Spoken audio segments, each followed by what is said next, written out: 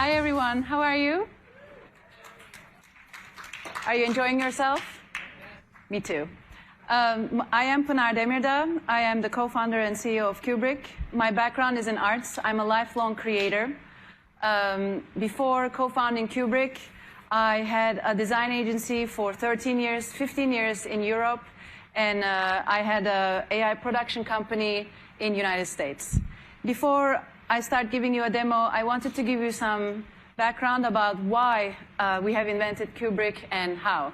This is my lifelong mission, and this is my life's work.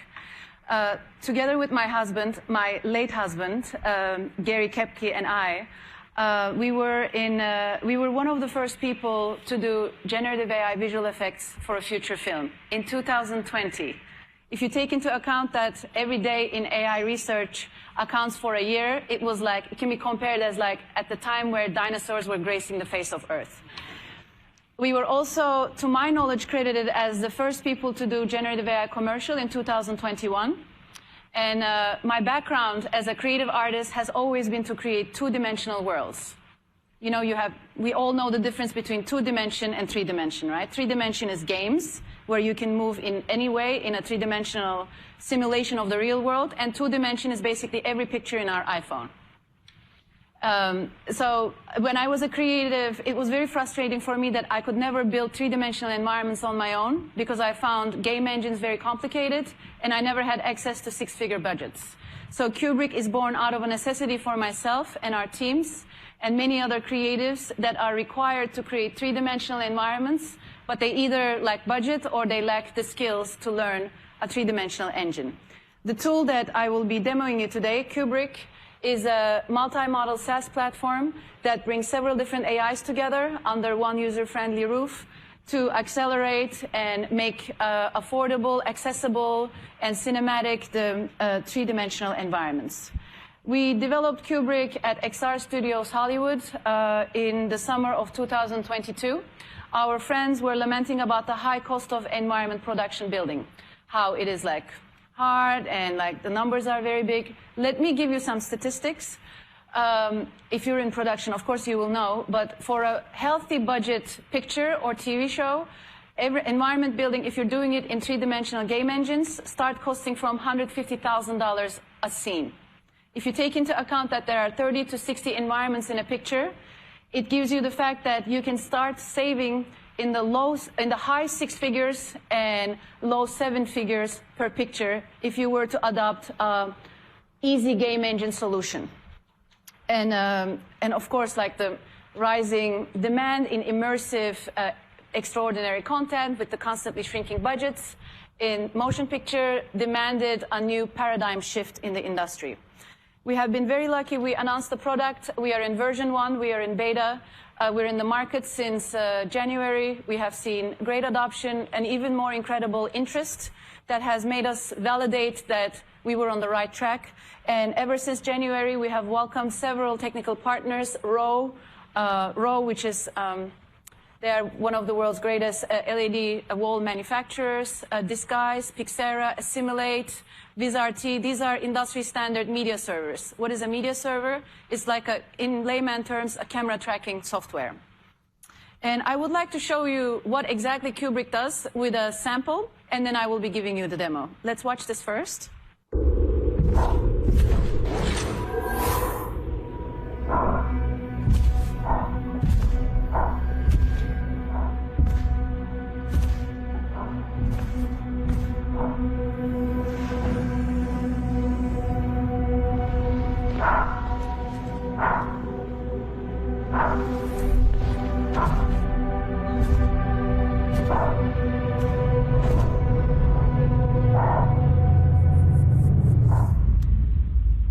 So what was real, what was not in that picture? The human is real, and everything else is virtual. It's made in Cuebric. The reason why it is believable, we're all about making believable and affordable backgrounds. As you can see, there's a ball over there, here on the left. It is moving in a different speed than the mountains, than the planet. Because we could take a flat image and separate it very quickly in several different layers and turn it into a three-dimensional environment. This is the Cuebric workflow, which of course we invented for productions, for motion picture, TV, video, but actually the same notion of accelerating backgrounds is very useful for game developers, for fashion, or even animation. So how does the Cuebric workflow start and work? You either generate, I will be going from left to the right bottom. Left top, you either generate your image in one of our 5 proprietary models, or you upload your own IP. You can hire a matte painter, or you can generate a picture in any other generative AI software. And then we have refine and control. We let you ideate and manipulate your flat 2D image, your environment, into a very precise control. Then we turn flat 2D image, like we illustrate here, into a layered parallax. So then, because we have, by way of object detection and by way of depth detection, we can quickly help you separate a flat image into layers. And then we have camera, oh, it's not playing, sorry. We have camera control. So I will be showing in the next slides, where we let you visualize the moves of the camera inside the app before you go to stage. And then you push a button. We have a new feature called Generative Mesh that turns your layered flat images into 3-dimensional environments. And all for that for what we call from concept to camera in minutes. This is the main principle of Cuebric: flat image, layered slices, 3D. Of course, we are in our version 1. We are in beta. We have a very tight roadmap. We all know what the demanding, beautiful and demanding demands of filmmakers, like for those that understand, like 10-bit, 12-bit, 24K, and then we're currently raising our next round of financing to be able to execute our roadmap to make it available for every single professional filmmaker in the world. I would like to show you live without Cuebric. How can you build game engine backgrounds? The reason why filmmakers choose to build their backgrounds in game engines is because they are camera trackable. If this is the wall, if this is the actor, if the actor is moving left, whatever is in the content of the wall needs to render in real time left. So if ever it's a game engine, naturally in real time you can render the background. But if ever you're natively ideating, pre-visualization, concepting, production designing in native game engine, then, and if ever you have a tight budget, let's say that for previs for every background you have $200. Actually, we pretended that we were sitting next to a director, and the director says, I want a bunker in Arctic Antarctica.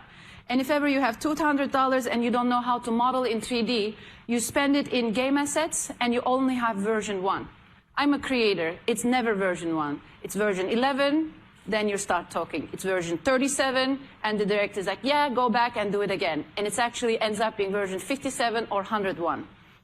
So let me show you how we can bypass this process and help with the inefficiencies of the 3D workflows. But again, a solution like Cuebric is not for every scene, but I would argue 50 to 75% of the scenes. So this is the interface of Cuebric, very user-friendly. I'm looking at the time. So we let you expand your canvas to the size of your stage, to the left, to the right. I'm going to go a little bit quicker here. And then once you are satisfied with the size of the stage, you can ideate very quickly. We have a brush, we call it Pro AI brush. We either let you modify or fill. If ever, for example, you would like to bring a helicopter to the sky, there's no notion of a helicopter in the sky. You use fill. But if ever you would like to modify the current shape of the mountains, because the director would like mountains to be higher, then you pick our Pro AI brush modify. Okay, Cuebric always gives you 4 results in return. And now the director is like, you know what, I want a satellite. No, I changed my mind. I want a bunker. No, I changed my mind. I want an igloo. You're like, sure. Here is your igloo. Which igloo do you want? I have 4 options. Do again. I've been there. You feel my pain? I'm going to fast forward. Here is your satellite. And here is your bunker. Fantastic. This was the ideation part. Then the production begins. Cuebric understands we have a depth slider because we understand depth detection and then object detection. So by way of depth, especially like this wouldn't work on a Jackson Pollock painting. It's too confusing for our depth detector. But it works very well with images with a vista where you have a clear background, middle ground, and foreground, which is most of environments. And right now I will be illustrating by way of object detection. So what the user is doing here is identifying mountains at the back, then we will be identifying mountains in the middle, and then the foreground with the bunker. We always say that humans are perfect, AIs are not. So that's why we have built an innate brush. So if ever you are not satisfied with the selection of the AIs, you can always like hand perfect craft it to make it fit to your liking. I'm going to fast forward here. So what you're doing is that, you know, when you have a flat image and then you're cutting different parts, like when you take the mountains up, it leaves you with a hole. Filmmakers hate holes because, you know, when you are panning the camera, you cannot see holes, so we automatically fill in the backgrounds. And if ever you would like to have, like for example, we cut the mountains that are on the foreground, but it leaves you with a gigantic hole. So with our Pro AI brush, you can select the area that you would like to fill in, and then it brings mountains that didn't exist there before into the picture. So here you go, all of a sudden your image that was a flat image is now layered in several different parts. This was the video that didn't play earlier. We call it parallax preview, so you can mimic the moves of the camera, so then you make sure that you didn't create any loopholes or there's no unwanted artifacts at the back. But here is our crown feature, which is generative mesh. You select FBX, OBJ, or USD. These are universally adopted file formats that make your production ready for any game engine, any compositing software, or any modeling software. So something that used to be just a flat image is now near 3D. We call it 2.75D. Do you understand the joke? Thank you. So instead of flat 2D, we were 2.5D. And then if this is 3D, it's something in between. It's just enough. We were very much inspired by, you know, when you go to a production set, there's like, if it's a Western, you have saloons. If the actor is not going at the back of the building, you just have to do a little bit of the side and the front. So that's what we did. Our users, of course, we are made for productions, but our user base has been surprising us over and over with examples that we didn't think we would be useful for, honestly, but here it is, a fashion shoot that uses Cuebric as a background. And the next one is actually quite cool. One of our users, we have an early access program for businesses and for independent users. We gave him an early access for a new feature that we're working on. We call it TAG, Transparent Asset Generation to Generative Mesh. So basically you generate transparent assets and you push a button, things turn into near 3D. And then he wanted to develop a game, and he told us that he could create all the assets in this little side-scroller game in less than 48 hours. If you're in game development, you know that this is light speed.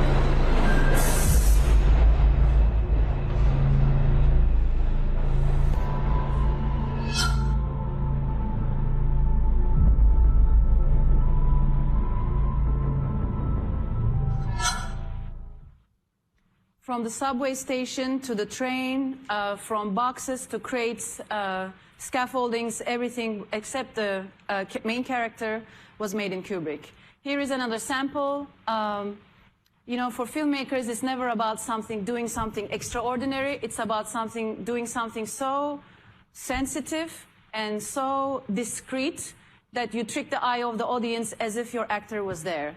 And to me, this is a great example. Of course, the actor is real. What you will see, the actor, the cowboy is real, and his fire is real, but everything else, the background, is made in Cuebric.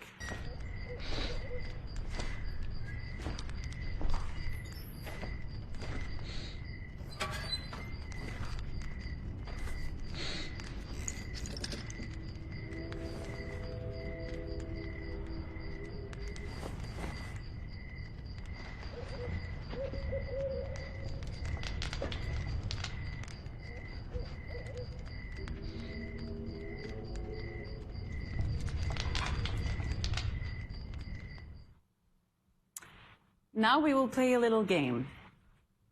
One of these environments is natively made in a three-dimensional game engine, and the other one is a picture that was taken, a flat image of a game engine, where we turned it into 2.5D parallax and turned it into generative mesh near 3D. One would have costed you in the high 5 figures, and the other one a fraction. Let's play the game.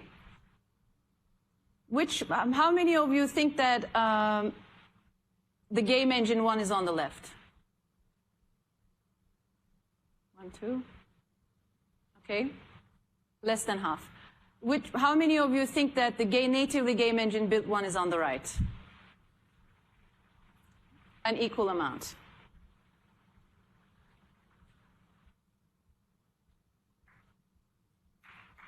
Thank you. Again, we are in beta. We are in version 1. We are improving our tool to work for every single scene that is out there. There are certain scenes where it works the better. There are certain scenes where it needs more improvement, more stability. And before I go to my last slide next, I would like to say that, you know, I mean, I'm not going to say it's easy being a startup, and I also don't want to say it's hard. It has its own challenges.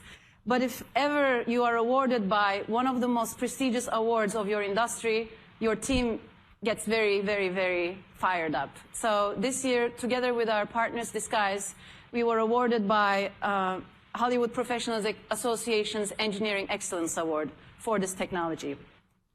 With my final slide, I would like to give this QR code to you. If you scan it, it will get you to Cuebric. We give you 3 projects for free. If you are like me, very little experience in 3D, but with ambitious goals, please play. The first 3 projects will be free.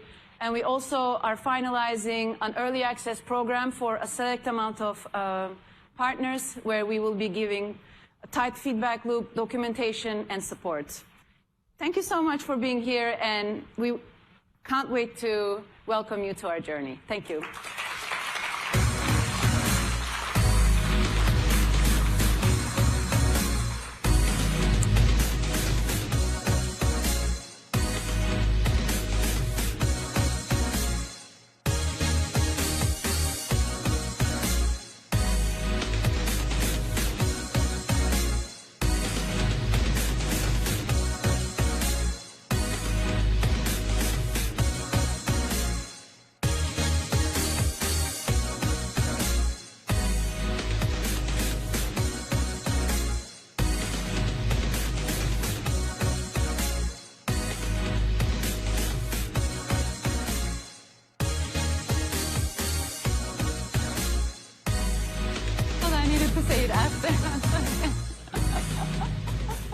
How about that? The magic of Hollywood, I was going to say, but it's like the magic of AI. So the magic of humans. I don't believe that any AI can create any magic. Any AI can create any magic. Magic, consciousness, and transcendence are qualities that are only reserved to human beings.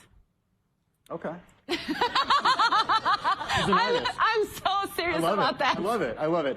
Before we go any further, I do want to remind everyone we have a QR code for audience questions and answers. So please do scan that. Get your questions in, and if we have time, we'll be able to ask them. Very cool stuff. Thank you. You said you're in beta. This is version 1, but you already have customers. Correct. Just give us an idea of who your customers are. Sure. Who's buying the software and how they can get it? Sure. I would say small to medium-sized visual effects studios, several virtual production studios across the world, a major Hollywood studio, a renowned European, Middle Eastern broadcast company, animation studios, and a lot of like independent creators. We do business to business and business to consumer. Where's the biggest area of growth for you? We actually, the biggest area of growth is we weren't expecting for it, but apparently it's like a natural growth because I'm the main generative AI instructor of LinkedIn.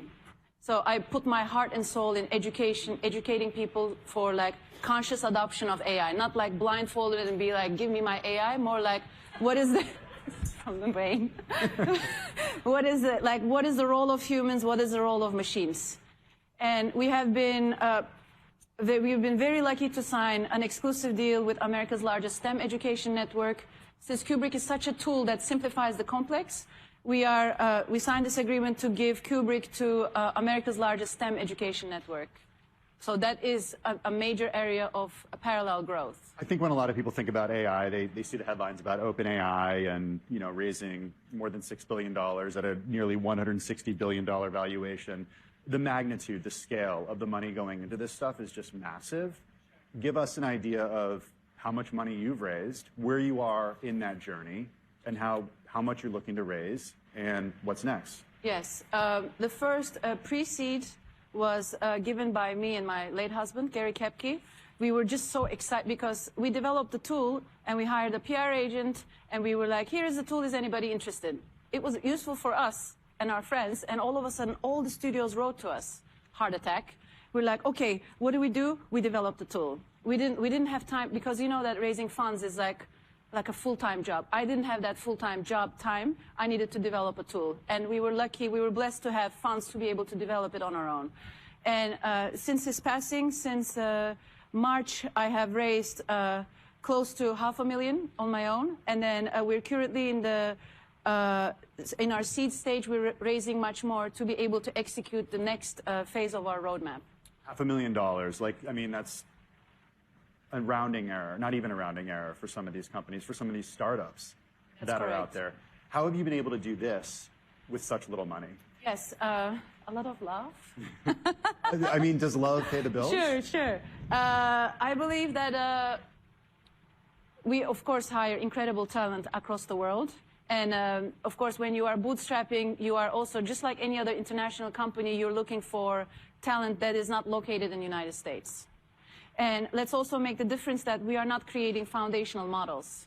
We are using, even though the world's most profitable research companies base their research somewhere in an open source field. So we are using open source tools, and then we are tweaking them for the liking of the filmmakers, creators, and we are putting them under an umbrella of like Apple-like simplicity. What's happening on the back end in terms of servers, NVIDIA, AWS? Where's all this happening? Sure.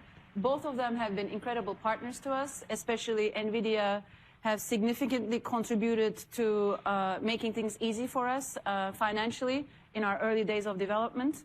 So if you were to, like, if your bone structure, you have a bone structure and then you have organs, right? They have different functions. Without your bone structure, your organs make no meaning. Without your organs, your bone structure has no meaning. Our bone structure is AWS. Our foundational cornerstones are AWS. But every single AI that is in Cuebric is running on NVIDIA Cloud called Picasso. We're getting some great questions from the audience. I do want to thank you all for writing them in. Coming from the crowd, is being a woman in this space, in tech, in AI, and film, is it hard? Thank you so much for asking this question. I can't take credit for it. Don't thank me. The answer is no. You know why? I have never, if you want to go granular, I'm also Muslim. As a Muslim woman, immigrant, I never ever, of course I'm a woman, I'm a feminine woman, and I'm a proud feminine woman. And I'm a proud, like, a country woman of Turkey. Like, of course, I'm here. I'm not claiming to be American, but I never let myself be defined by these labels. I don't ever get offended about people, whatever they say. I'm here to learn from you. How can you help me improve myself? So I never labeled myself as a woman CEO. I'm a CEO, point. Thank you. There's this tension between the role of people, the role of computers, as we move forward with creatives. The idea that there's a concern that a lot of people in this town are going to be displaced by AI, by image and likeness. What's the tension there as an artist when you say something that could previously take hundreds of thousands of dollars, many people, be done at a fraction of the cost with only one person? Sure. When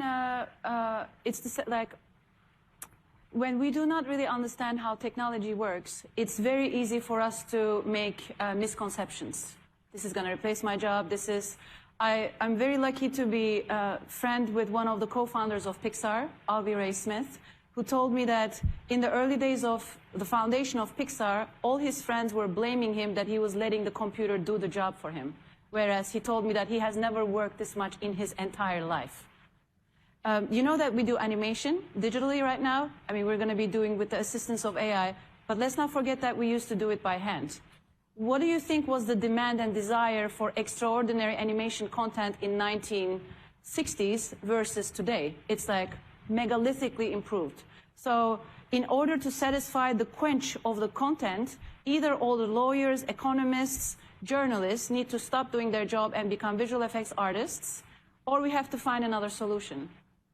Is the magnitude of the shift to AI bigger than the magnitude of the shift from hand-drawn animation to computer-aided? That's a very good question. I don't have statistics in my head to be able to answer you. But what do you think? I mean, is this a much bigger deal? Yes, of course, of course. Where we are now is a bigger inflection. Yeah, let's. If you study the history of revolutions in humanity, it's like agricultural revolution, industrial revolution, modern revolution, and AI revolution. It's the very first time we have something in our hands that questions our existence. Who am I? Because every single other revolution had an improvement to our labor, which always associated with existence. If ever your labor is advanced, then we start asking questions to ourselves, who am I if I'm not labor? So I find it extremely exciting, not because I'm in AI. I mean, I told you the story in our personal communication. I'm officially the very first person whose job was made obsolete by AI. In 2017, it's a true story, I swear to God. 2017, I received an email from Google saying that their engineers in Google Brain Lab in Zurich started making art just like me by pushing some buttons, pulling some sliders with code. And I was like, what does it mean? I never heard about the word AI. I was an artist doing fashion shows, whatever, in Europe, and then all of a sudden the world's biggest technology company calls me and says that they can push some buttons and make some art. Never in my life I have said, you're replicating my art. Oh, now engineers are doing art like me. I said, does that mean my mom can make art like me? She always wanted to be an artist, but, you know, she comes from a family that was a bit strict, so they never allowed her. So what really excites me here is our capacity for all of us to be creative. How do you think about those big companies that are out there that are doing image generation, that are using generative AI? I mean, a layperson like myself sees something like that and says, wait a second, can Adobe do something like this with Firefly? They've been extolling the virtues of Firefly quarter after quarter now. Yes, maybe apples and oranges, but how do you compete with that? Sure. By the way, did you know that my initials make PSD, Photoshop file format? I sign my emails, Photoshop. I'm a fan of Photoshop. I've been a super user for 15 years. Cuebric is not an image generation tool, simple. Cuebric is a purpose-built to satisfy a desire and a hole in the industry, which was accelerating three-dimensional environments. But wait a second, there are different sorts of images that you were putting up that were generated by Cuebric. Sure. It's not image generation? Oh, Cuebric has image generation, but it's only one of our pipeline. Like, it's our seat warmer. The very notion of our tool is to take you from point A to point B.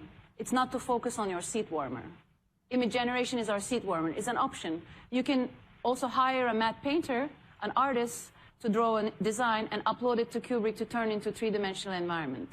How do you make sure what's in your database or what's being trained is copyright safe, so that when a creator comes to you and says, I want to build this for my film, they're okay showing it in public without actually attributing some sort of money or acknowledgement to what it was trained on? Sure. For our enterprise customers, our gold licenses, we offer the possibility for ethical AI models. We base ourselves on a foundation model that is entirely ethical AI, where we have paid the rights to the users. We're using third-party sources, and then we are using their own images as a top code to make the ethical AI database that is entirely safe for them to use. When we think about the perspective of, like, I don't know, if you're seeing a film and it's actually shot in film. Yes. That's kind of a novelty now because so much is done in digital. Do we get to the point in a few years where it's a novelty to see a film that has not used AI as part of in the pre-production process or in the production process? Yeah, absolutely. Just like anything. Back in the days, if you were to be a wealthy man, you would wear a three-piece suit. I'm talking about 1920s, right? And right now, you can never make a difference between a wealthy man and a, low-income person almost, because everybody is wearing a jogging. But if ever, you're going to a gala, you will pay the price and you will get a tailored suit. Just like there are certain directors like Christopher Nolan, bless his heart, he's an incredible director. And he just refuses to work in digital. And he won the best motion picture for Academy. Out of the 1,000 images that made it to the big screen in 2022, 1996 of them were shot in digital. And only 4 of them were shot on film. So yes, not using AI will be fantastic, let me go see it. But also there's a misconception that AI is making the job for you. It will never be like that. We will always start using AI, a bit of this, a bit of that, more like 98%, 5%, 10%. A great question that was asked to the Runway CEO last night is, when are we going to get an Oscar-winning film made mostly using AI? I would say a short film in 2 years, or even next year. 2 years, I would say, nominated for sure. But I wouldn't say I really would like to shy away from the description of you push a button and AI does things. This is just not true. Do we never get there? I'm not interested sort of protections? in that. I'm not interested in that. You might not be interested in that, but there's probably an entrepreneur out there who's interested in selling that. Yeah, but listen, imagine, if ever there's a button all of us can push and it makes a movie, how about normalization of mediocrity? Everything will be mediocre. We're somehow a very intelligent species, and we can make a difference between Wednesday afternoon art and Jeff Koons's work that ends up in museums. So we will have our own smart filtering system for what ends up in the big screen, what goes to Wednesday afternoon screenings. Have you scrolled through Instagram lately? Not. I trained my AI not to show me any AI, because that's when I relax. There was a good question up here about ethically sourcing. Source material for ethical AI. Mm-hmm. Where do you do that? How do you do that? Do people submit it? Oh, yeah. We are using, I don't want to give the name until we conclude the agreement, but we are currently in talks with 2 of the major ethical AI database libraries. They have done the deals. We are not doing the deals. They have done the deals with their own artists, and everything is documented. So we will be ending up using one of their databases. Can you give us an idea of just revenues, where you are in terms of how much you're able to make right now in the journey? Sure. Just like I appreciate your question, I know that you would appreciate that we do not disclose finances, as we are not a publicly traded company. I almost thought you would get there. But are you profitable right now?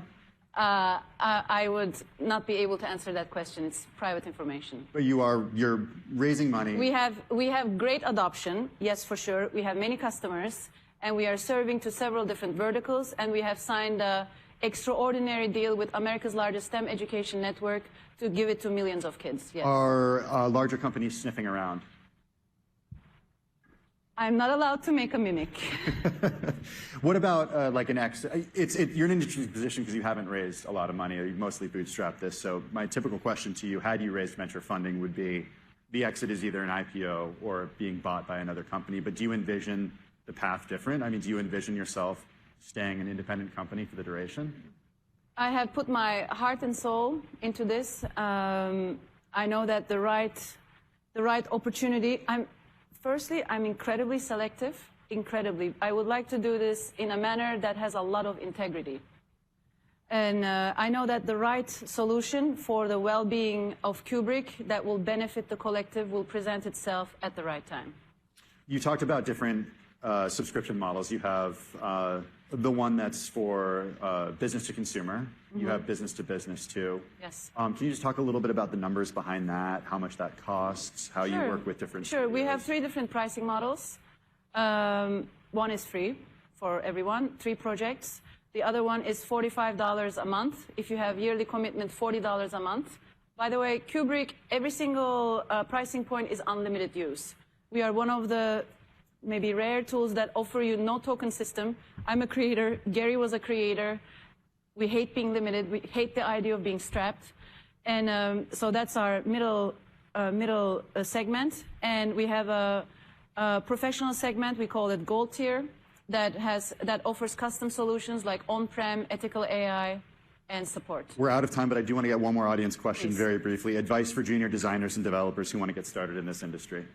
My advice to designers and developers, it will be very unorthodox what I'm about to say, but first, have self-confidence that being human is a glorious thing.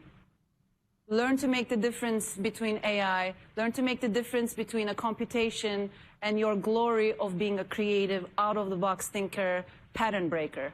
No machine can ever break a pattern, but only humans do. It doesn't matter if you're a programmer, you're a CEO, you're a journalist. Be proud that you are a human. You're not competing with AI. Know that this is a tool as an extension of your hand that will let you go faster and more productive in your workforce. All right, we're safe from the machines for now. Pinar, nice way to end it. Thank you so much. Thank you. Really appreciate it.